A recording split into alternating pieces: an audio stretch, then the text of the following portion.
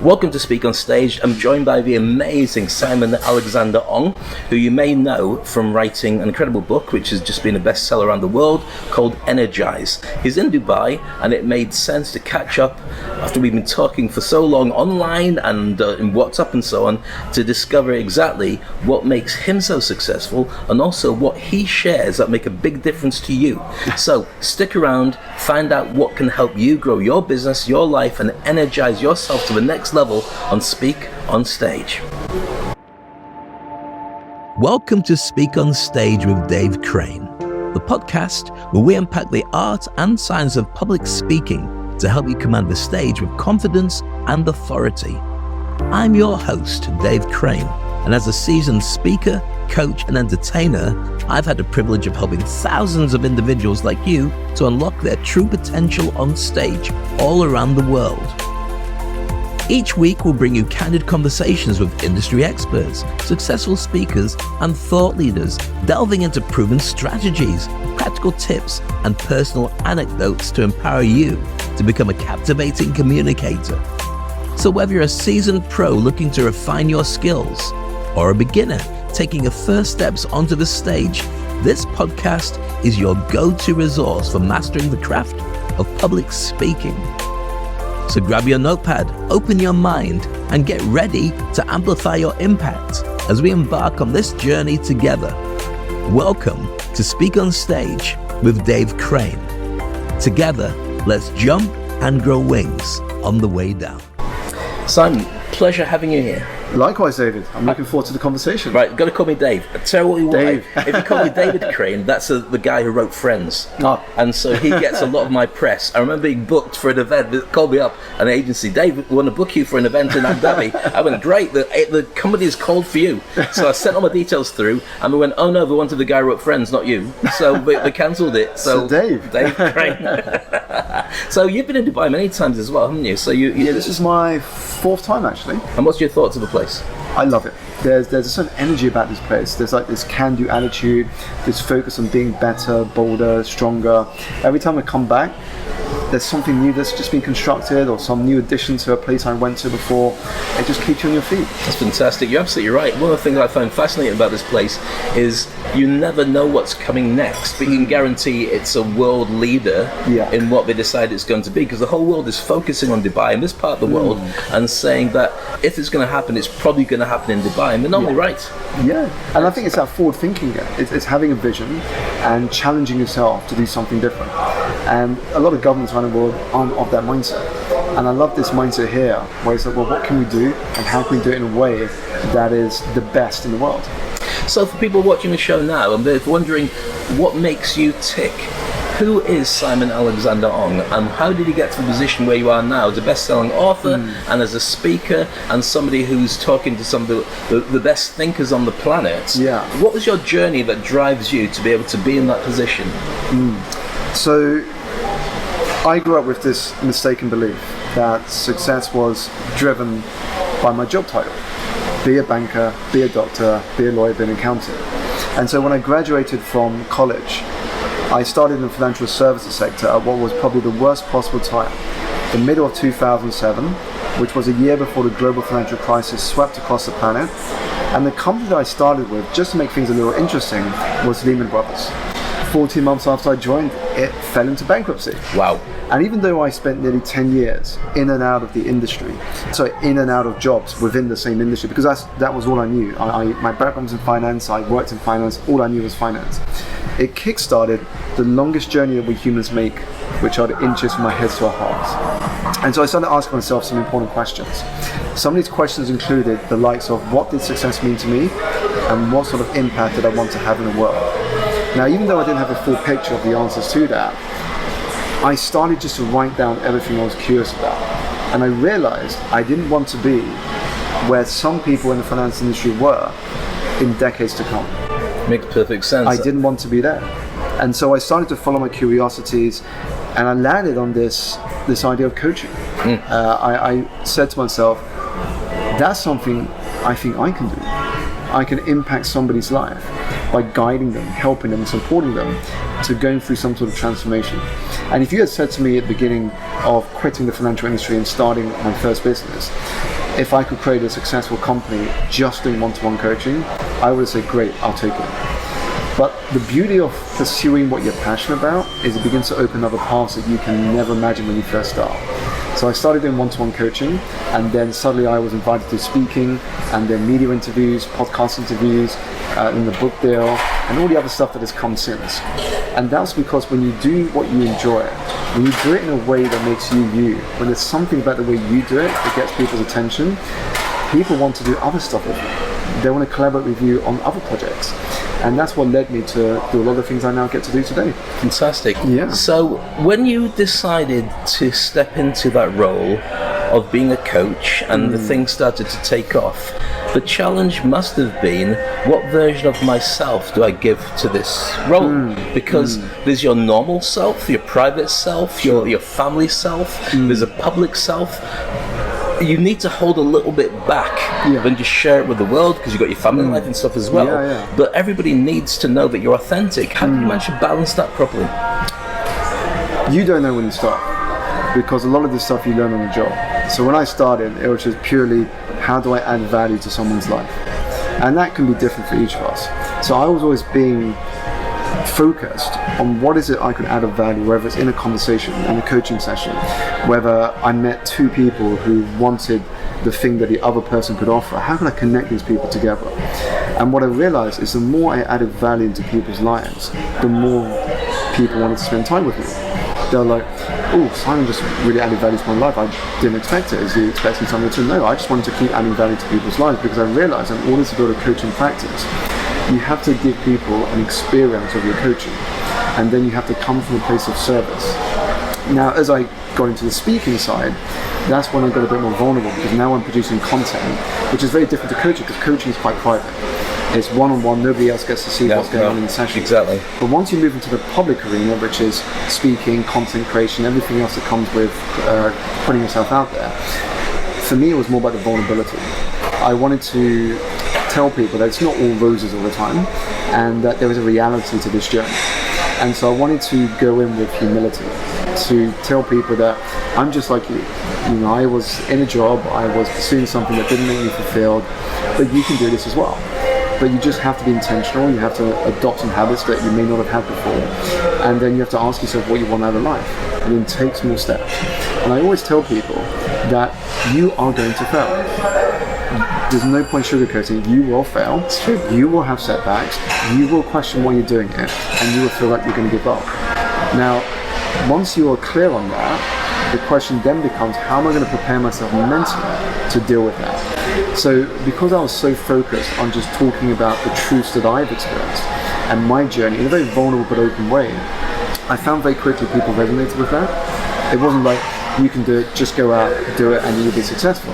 It doesn't give you any real information. I mean, it's hard to relate to that. Easy to say that when you're at the other side, but what are some real things I can do now?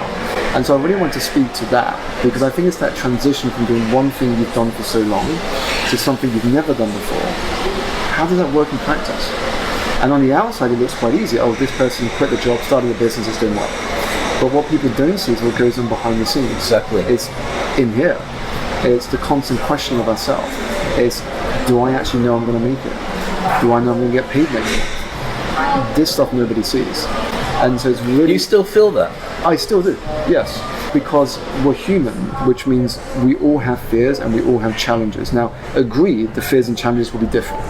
You move to a different level, there'll be different fears and challenges. So to give an example, when I first started, my challenge was, how am I going to get paid? How do I get my clients? How do I build awareness about what I do? Now, as I've kind of grown beyond that, the new challenges become, how do I hire the right talent?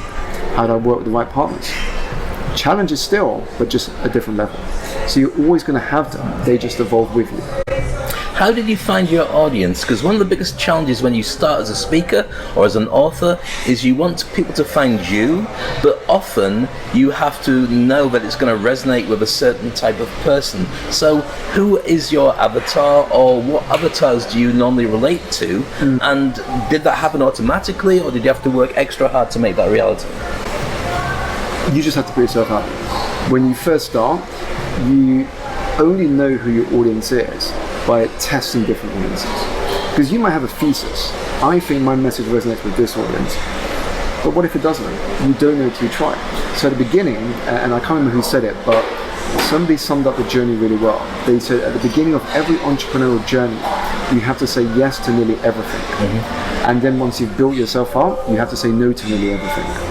And the reason is because at the beginning, you don't know your right audience yet. You can't, because you're a novice, you've just started.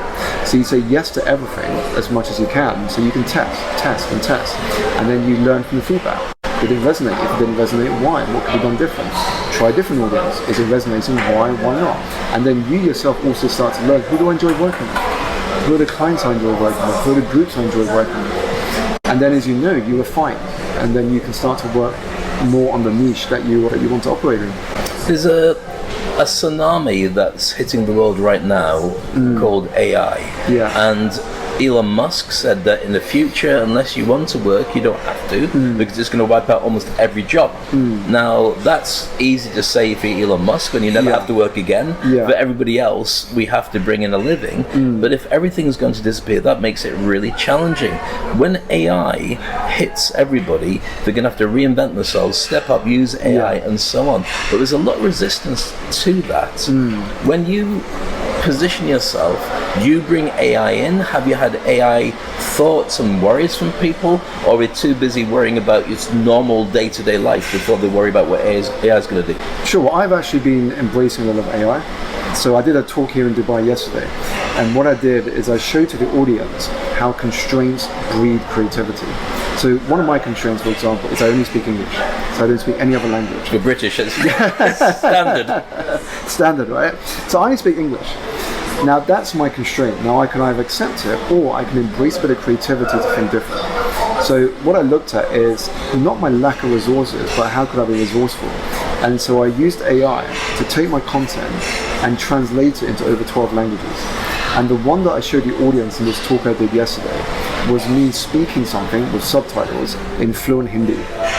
And the audience were aghast, because if they understood Hindi, they said, Simon, one person said to me at the end, you speak more fluent Hindi than my dad. And the AI lip synced my lips to the pronunciation of all the Hindi words. And so I've embraced AI as a way to be better and reach new audiences.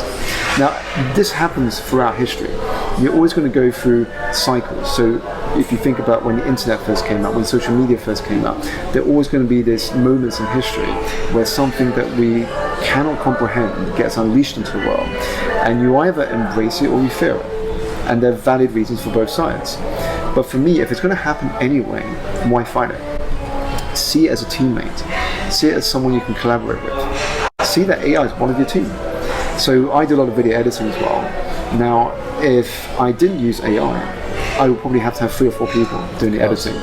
One person would have to go through my content, clean it out, cut the pauses, put the B-roll in, divide it all up. Now that could take hours for someone sitting there to do. But with AI, there are tools where I just put it onto my editor and it'll cut all the pauses out straight away, and it'll do all the filler in terms of the content, the B-roll, and divide into chapters and create a beginning and an end. And it can do that within 10 minutes. Now, that saves me so much more time to focus on higher level creative thinking. So what we want to look at is, yes, there are going to be some reasons to fear it. You know, there are a lot of reasons I've talked about in the past. Or we can begin to embrace and leverage the resources it can give us to do a lot more things. And I think what's interesting is AI is going to divide the world into 2 camps. You are going to have hyper creators, because we're leveraging AI to create at a pace like never before. Because if suddenly AI does a lot more work for you in terms of the content, editing and production, it makes it easier for you to churn out more content. But on the other side, you're going to have hyper consumers. Because there's so much content being put out there, people who aren't creating are just going to be stuck consuming content on their phone for all hours of the day.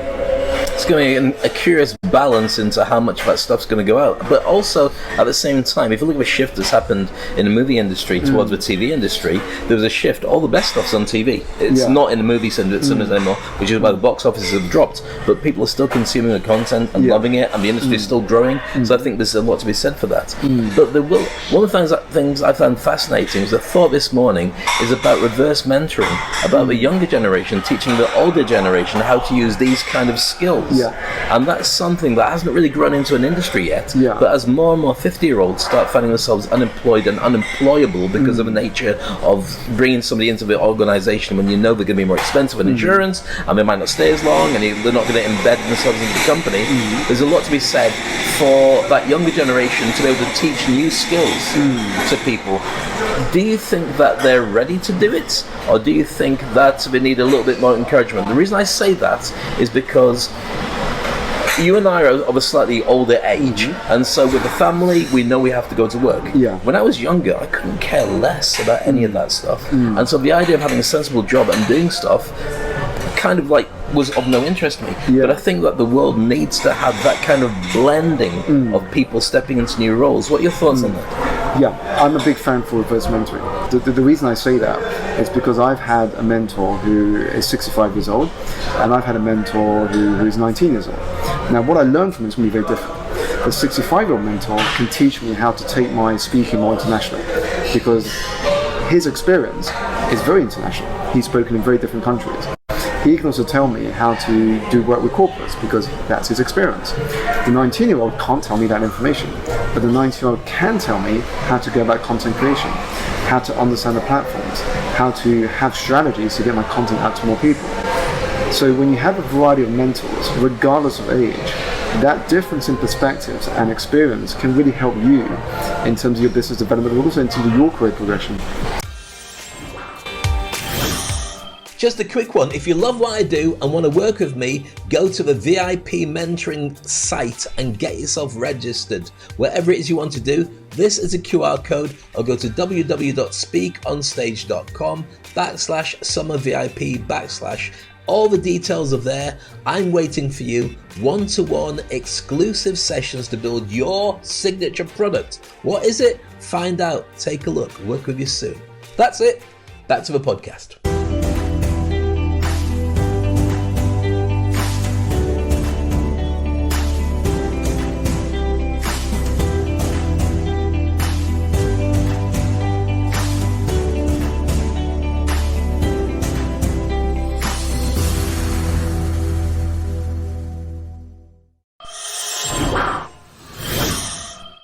Now, when you're traveling around the world and you've got family at home, the pressure is, it's great to travel, but at the same time you want to bring your family with you, but you can't concentrate on things when your family's. It's a difficult balancing act, isn't it, to travel and to also stay at home. How do you get your head through that?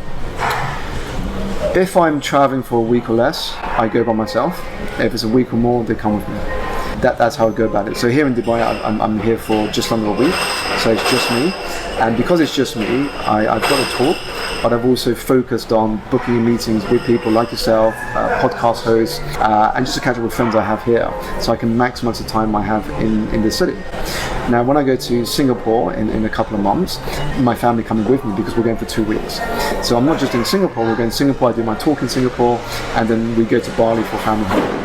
So for me, I'll bring them with this over a week, because then once I've done my event, I can spend some time with them. Now, as a man of colour, as indeed you are, we've got a very divisive world where the world kind of embraces change and people who are different probably better than ever before. But at the same time, there are some guardrails put into what you can do when you put yourself out there. There's a lot that's done by trolls, probably not more than before, but more visible than before. But I do feel that we are going in a good direction. What's your thoughts on that? I think you being diverse, it's never been a better time to be diverse in general, because I've got a lot more opportunities than I think I would have got in the past. You know, just look at organizations. You have now diverse committees, you have inclusion committees. DEI is a big buzzword in the corporate world. A lot more people understanding that in order to think different, you have to have diverse inputs into your mind. So I think there's so much more opportunities today than there ever was, being someone from an ethnic minority. However, as you say, it doesn't mean to say racism and extreme views on someone who's different doesn't exist anymore. It still does. And trolls, you mentioned the word just now, you get it as part of the game of putting yourself out there.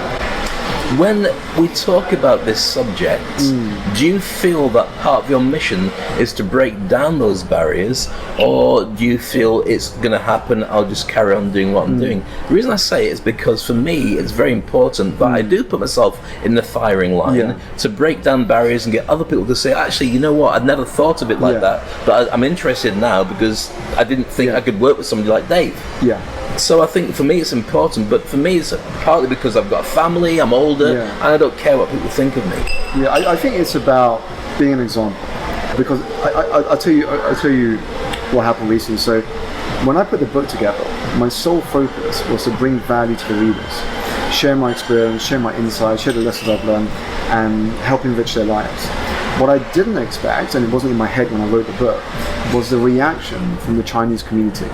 When I put it out there, I had so many messages in my DMs and my emails saying, Simon, it's so refreshing to see someone from a Chinese origin have a book in the self-help section of a Waterstones bookshop.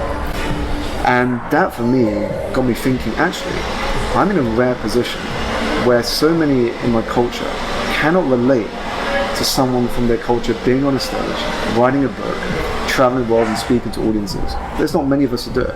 And it made me realize, actually, I am in a fortunate position to be that example. Because when I grew up as a young Chinese kid, the stereotype was the only people we could look up to from our culture were martial artists. It was people that did kung fu and karate and so on. That was the stereotype. But in today's world, what's amazing is you have Chinese people acting, directing, speaking, writing. That diversity, I think, is important because it shows the next generation that you don't have to follow one path. You can try something different and you can succeed. But what about you individually with this? And the reason I ask the question is because I went to visit my family in the West Indies, where my mum's from, and I've expected everyone to embrace me and say, you're one of us. And I realised that I wasn't one of them. And I realised that I wasn't as proud as I am to be Britain. I watch England, I'm going to watch them tonight and so on. I love cheering when we win or lose or whatever. But I found I had to get used to just being my own person, whatever that means. And people embrace the fact that you are very much your own person. You have to. How do you find that? Because that is a bit of a challenge, because it's not like you suddenly arriving and everyone's just like you. You have to go out there and fly the flag, and people can rally under it but bring their own version of who they are under it. But it's a very lonely decision that you have to make, to be out there front and centre and carry your own personal ethnicity into where you go. It is because there's not many people doing it. So naturally by that setup, it is going to be a bit lonely. But at the same time, what's most important is, are you living a life true to yourself? Are you doing it in the way that you want to do it? That's what's most important. Because, it's been cited a lot, but Bronnie Ware's book, The Regrets of the Dying, the number one regret from people who get to the end of their life is, I wished I lived a life more true to myself than a life for other people. Now, focus on you first, because you can't pour from an empty cup. Focus on you, and then with the energy you've then built up, then go out and do all the other stuff you want to do. But if you're not in a good place, if you haven't worked on you first, how can you expect to have all that impact you desire? It's fascinating you bring that up, because I remember reading an article about the number one regret of people who die, according to care workers, and they all say, I thought I'd have more time. Which is a very sobering thought, because procrastination is built in for many people. But you travel around the world, same as I do, you produce stuff, content, you put it out, you shift it, people embrace it or don't embrace it, and you keep churning out. If anything, I feel like there's not enough time anyway, but I think it's also important to pace yourself so it passes at the time that you feel comfortable doing it, because you can burn out if you don't pace it properly. And this is the thing, it's that consistency always beats intensity. So when you think about it, it's far better to find your own consistent rhythm than to fall into the trap of following someone else's consistent rhythm. So if somebody's posting content every day, you don't have to do that. You just have to work out what is your consistency. It could be once a week, once every couple of days, once every 2 weeks, whatever it is. But as long as you have some consistent rhythm, that's what's important. Do you think everybody should write a book? Or do you think, because here's the thing, so many people who write a book end up with a garage with a box of rotting books in it, because they produced a book that's always been inside them. They didn't realise that nobody actually wanted to read it, but they wanted to produce it. But I do believe that the world needs more authors. I do believe the world needs more people sharing even micro stories that can help people to grow. What's your thoughts on that? You've brought out an incredibly successful book, Sure. Energize. I'm sure there's more books that are on the way right now. Yeah. What do you think, brothers? I would say there is a book in all of us, but it doesn't automatically mean that book needs to be out in the world. There's a book in all of us, purely because we all have different experiences. We've all different experiences and lessons that we've learned throughout our lifetime. However, the only reason the book should then come out is if you are willing to market it. Because the trap we fall into is everybody would love to write a book. Who doesn't, right? It's an achievement few people get to do. But that's only one part of the game. One part of the game is having a good book. And when you think about book proposals, so much attention is focused on why this book is relevant, why now, and why people can read it. That's all about the book itself. But we don't give enough attention to the business development side of it. How are we going to market it? What's the PR plan? What communities are you going to tap into? Who can you get endorsements from? It's like, you got to think of the book as a product. Now, if you're going to sell a product in your business, you're not going to put it out to market with no marketing behind it. So you really got to think of the business side of a book. And a lot of people, I believe, don't think about that side. They just focus on getting the book out, having written the book, and just patting themselves on the back and I'm done. So, but if you want to really impact people and transform people's lives, you want to get it out to as many people as possible.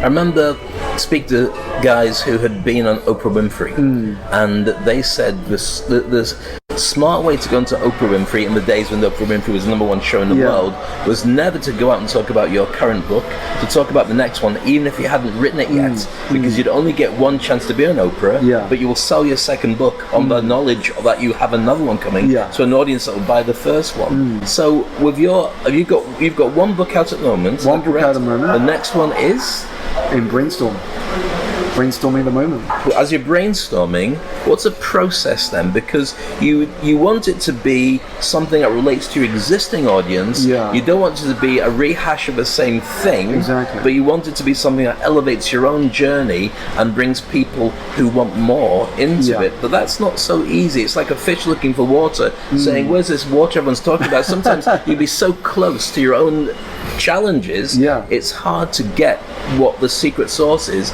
that people are going to really want from your next book.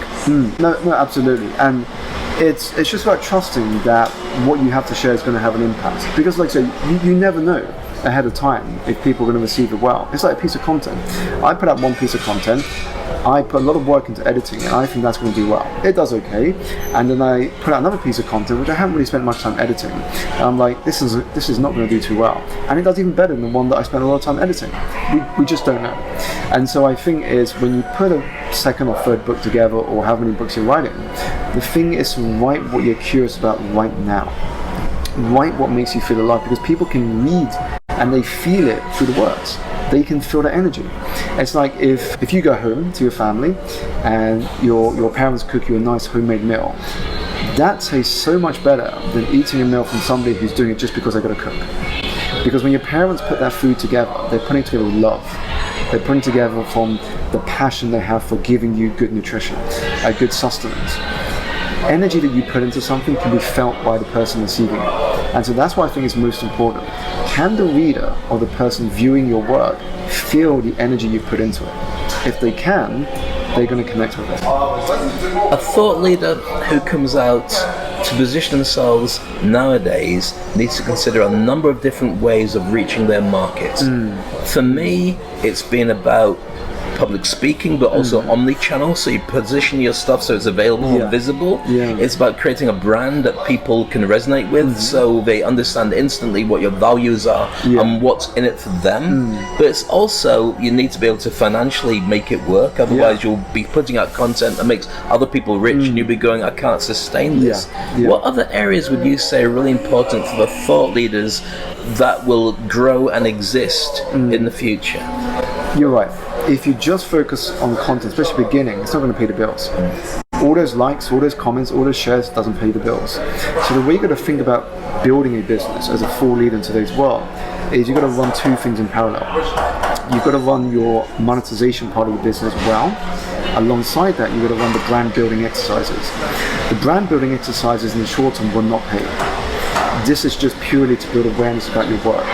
The monetizing side is what does pay right now. But the thing is as you grow both, eventually the brand building side will help accelerate the monetization. So I'll give you an example. If I look at my journey, my monetizing right at the beginning was the one-to-one coaching. Now, I didn't earn a huge amount at the beginning, but it was enough to keep me going. So I would just do the one-to-one coaching again, get another client. But on the other side, running parallel, I was brand building. I was putting out content on channels like Instagram, on Facebook and LinkedIn, so people became more aware of my work. I began to speak for free. That's brand building because I'm not getting paid yet. And again, that brought people into my ecosystem. Now, as the brand building stuff got bigger and more people knew about my work, of course then I can charge more on the monetization side. And eventually, as both grow, they feed into each other. So I think that's how we've got to think about it. It's not one or the other, but how can we run them parallel? When did you feel that things had stepped up to a level where you're going, whoa, we're off? Because when we talk about an overnight success, that's usually about 10 years of working really hard to get to that point. When was the point when you turned around and went, actually, this has taken off, I can ride the waves of this thing? Was it the book release? Was it a combination of social media? Was it being booked for more gigs? Was it an agency? What made a big difference? Well, funny you say 10 years, is because it's now coming up to 8 years since I left employment. Right. So that's nearly 10 years. Yeah. And you say it looks like an overnight success, but that's nearly 10 years of me being consistent at what I'm doing. And I think it was a multitude of things. So first was I was getting more media exposure. So I was being quoted in magazines and newspapers, and then BBC wanted to interview me, and Sky News did the interview. And I think once those things started to come together, that really brought the credibility higher. So when you were to look at my profile, the fact I'd done BBC News and Sky News, immediately it put me in a very different category than the majority of my peers who were still kind of working behind me. So I think that certainly helped. It gave me that credibility. It was because I found myself speaking at more and more events, and the events got better. So it wasn't just corporates I was doing. Now I was invited to speak at, say, Peter Jones from Dragon's Den's charity events. I was then invited to speak at bigger conferences, festivals. And so that grew my audience into the mainstream. And then on top of that, the book certainly added a fire. Because the book allowed me, and with the help of endorsements from like Ali Abdaal, Simon Sinek, Marshall Goldsmith, and so on, that really helped me to access a far wider audience who had never come across my work before.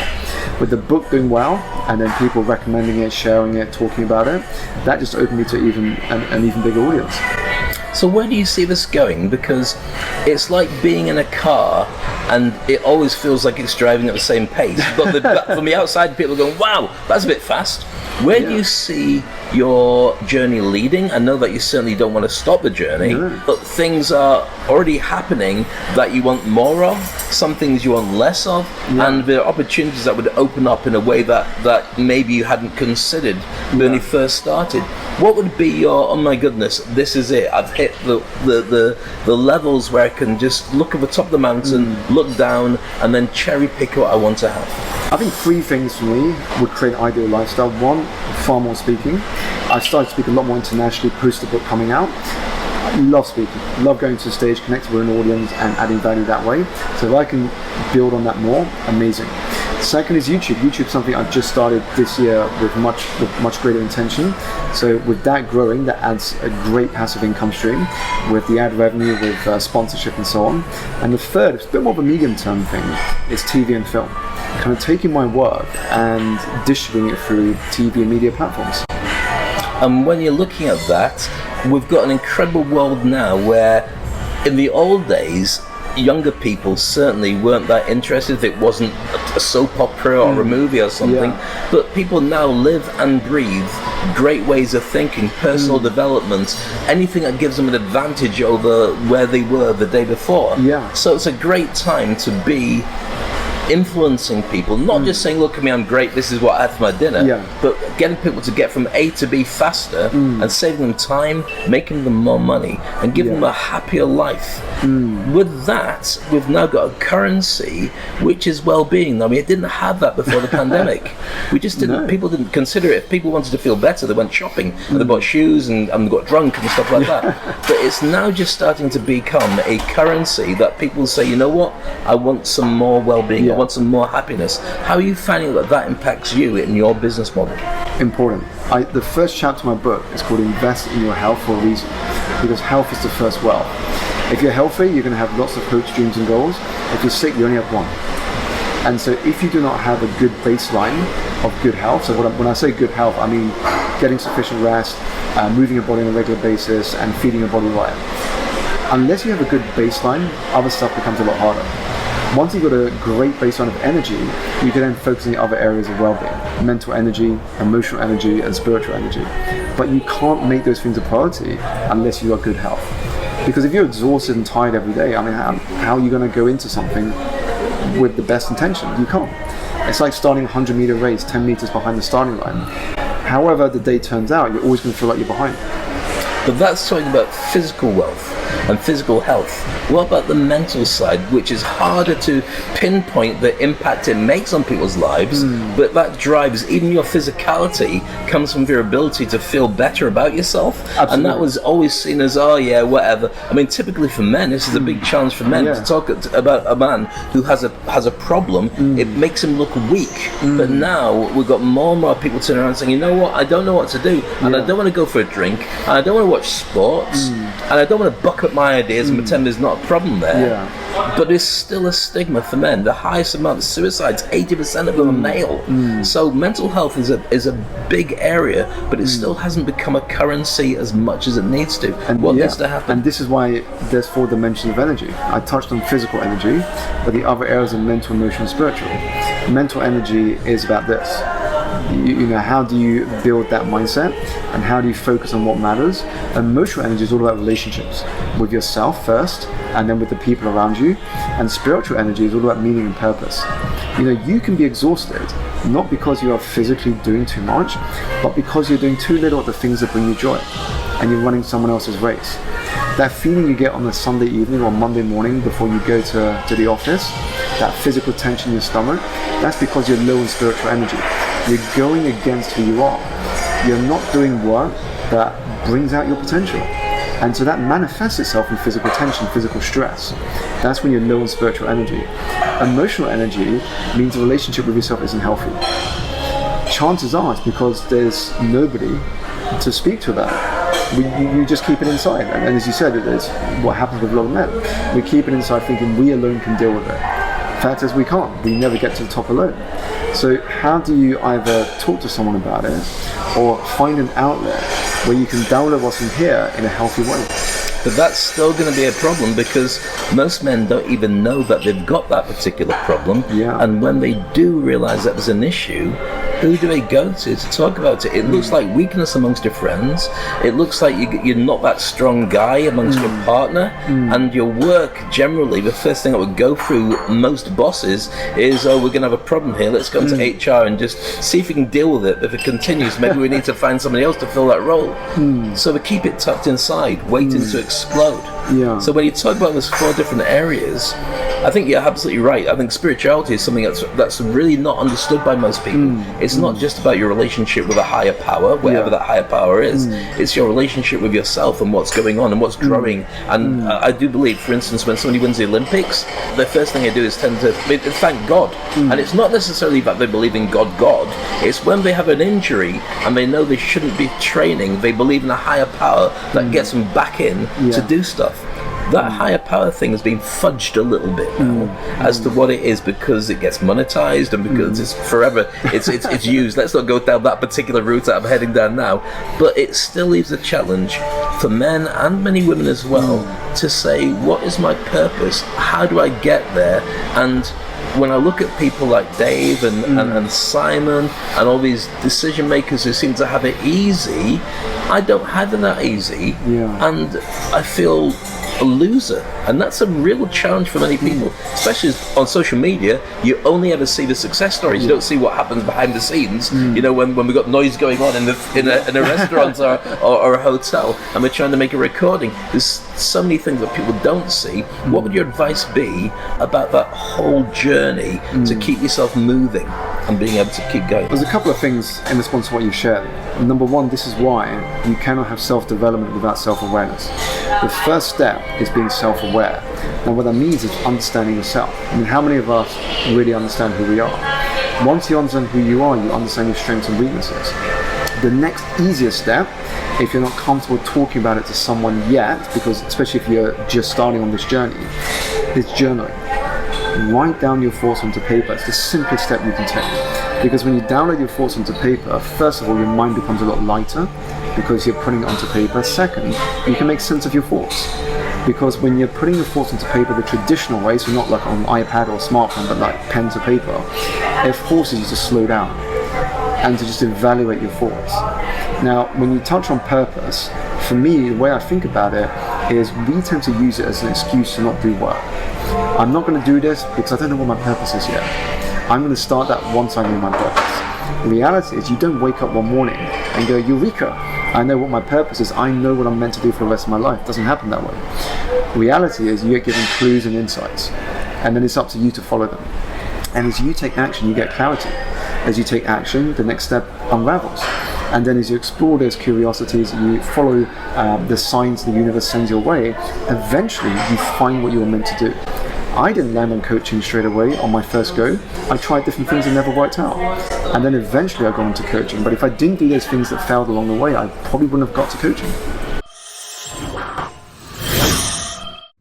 Sorry to interrupt your podcast, just a quick one. If you've watched what I've done for the last couple of years and thought to yourself, I wonder what Dave could do for me, now's your chance to find out. Whether it's growing your personal brand, speaking on stages around the world and getting paid while traveling for free, or maybe you want a podcast, or maybe you want to write a book, or creating followers and fans, or having retreats or an online course, or maybe starting your side hustle. Whatever it is, we can create something that's perfect for you, your own signature product. So what do? Well, very simply, all you need to do is register at this QR code or go to www.speakonstage.com/summervip/ and then register. Once confirmed, you get sent details of how we can book to work together. 2 sessions with a load of incredible content to raise your game. You will also be able to be incredible on LinkedIn, get over imposter syndrome, create messaging that your clients will love and buy into. You'll be able to create your personal brand and also become a guest on other people's podcasts and more. What more could you possibly want? Just me and you working together, having a ton of fun and getting you to where you need to be. The world is changing more rapidly than ever before, and I want you to be positioned as the best that you can be.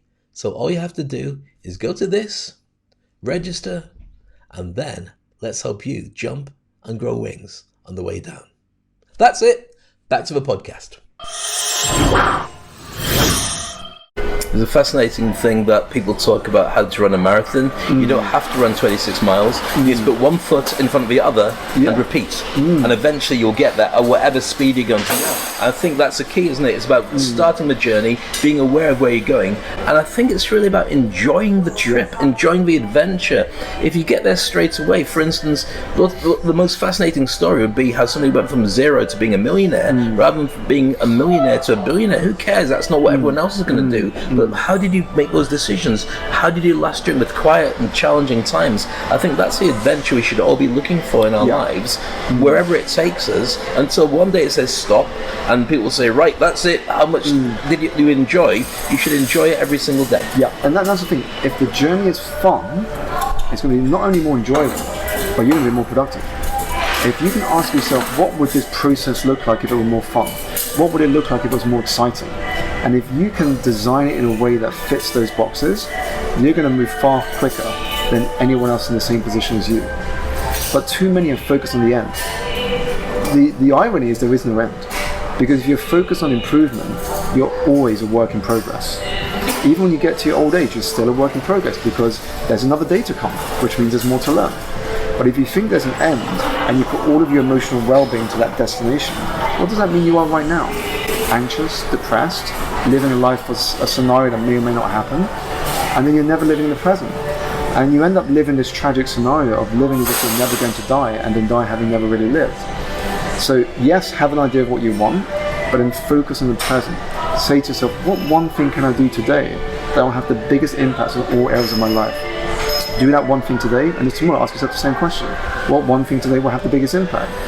And in a year from now, that is 365 steps forward. I mean, just imagine what you could do. Now, I'm not saying it's going to compound in a straight line, but the thing is, at least you're going to have more experience and greater clarity.